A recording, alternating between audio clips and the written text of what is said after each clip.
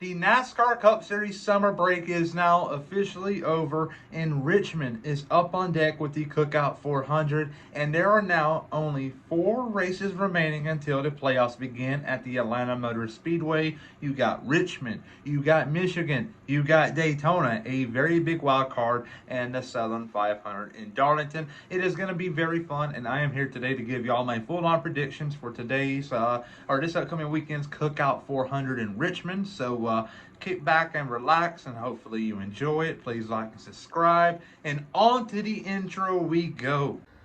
I'm Chase Briscoe, driver number 14 Ford Mustang for Stewart Haas Racing, and you're watching William Blackwell on YouTube. Alrighty here. I am about to make a statement that I believe a lot of people are going to disagree with, but here we go.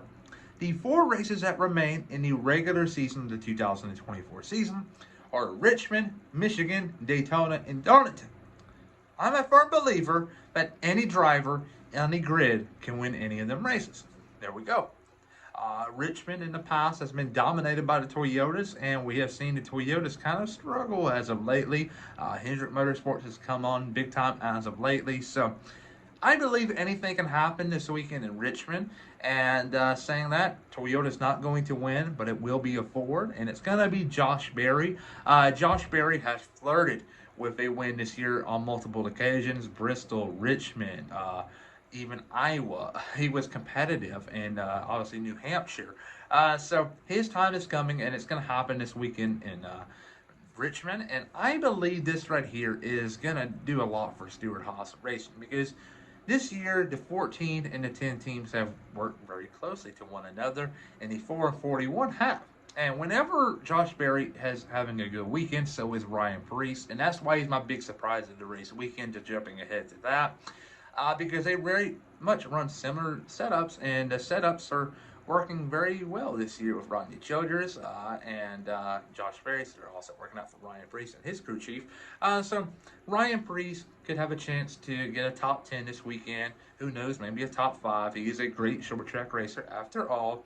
But he still has to get a job for next year. And this could be a very big negotiating weekend for him if he goes out to victory lane, which I ain't going to say is likely to happen, but there's a chance of it happening. So you can never rule out Ryan Preece on his short tracks, but he's my big surprise of the race weekend with Josh Berry winning. Second place, though, is going to be the 11 car of Denny Hamlin. Denny Hamlin, he has to start finding his groove. Last year, he was getting hot at this time, and if he gets hot right now, he's obviously going to be good here at Richmond. Michigan's hit or miss for Denny Hamlin in the past. Daytona is a really good track for him. Don't get me started about Darlington. Atlanta, anything can happen there. Was quick in the spring, but it's a plate race. Anything can happen. But after that, though, it opens up for Denny Hamlin besides Watkins Glen.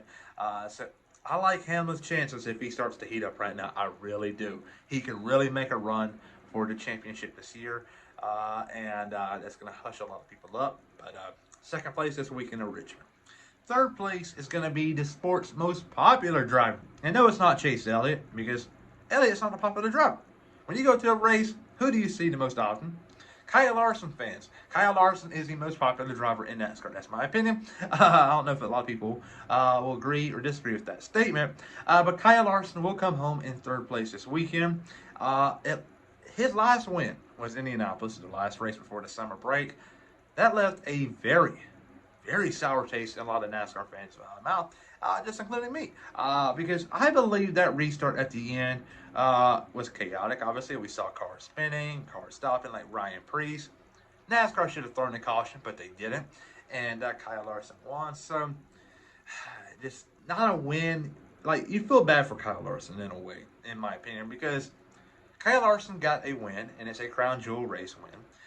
At a track where he raced at earlier this year in Indianapolis 500, and he didn't do too well there. So he had a sour taste in his mouth heading into this weekend, a track he's wanting to get redemption at, or last time out.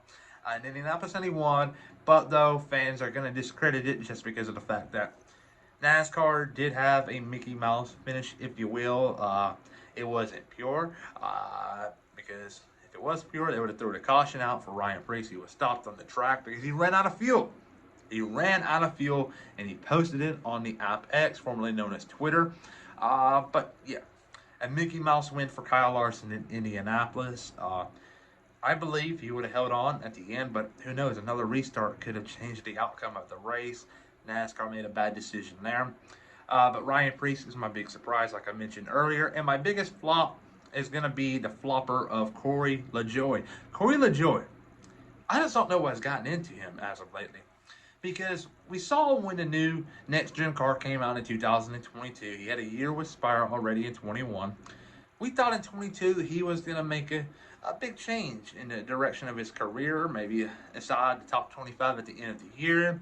Had a chance to win the summer Atlanta race, got wrecked out by Chase Elliott. I was at that race. That very much sucked for Corey LaJoie. I was hoping he would have won that race that day. But fast forward to 2023, he is getting better and better. Next thing you know, you hear that Spire is bringing in Carson Hocevar and also Zane Smith for the 2024 season. Carson Hocevar was Cup ready. Zane Smith was also Cup ready. So he's now going to have some steep competition within the organization Aspire. And 2024 rolls around and Zane Smith has a slow start. Carson Hocevar is on fire at the start, and Corey LaJoie is just doing the mediocre things we've done in the past. We didn't know at the time a couple years ago that he was doing just meh in the equipment he had. He wasn't getting the most out of it. We're seeing it right now with Carson Hocevar. Next year, he's obviously going to be out to ride. Michael McDowell's coming on in and replacing Zane Smith in the 71 car. So Zane Smith is out of a ride, but possibly can land in the 7 car. I mentioned that earlier in the video today at 3 o'clock. But there's a possibility there with Zane Smith. And then Carson Hocevar still staying around. So Spire Motorsports is a solid organization. And Corey LaJoie isn't really maximizing it. And that's why he's finding himself a new ride in 2025. That's a simple thing. But there you go there. I didn't mean to go on a rant at the end about Corey LaJoie. He's just fallen apart as of lately, and we realize how meh he's been. So there you go. Josh Berry, career win #1 in Richmond. Do you think it happens? Comment down below. I am very curious to know.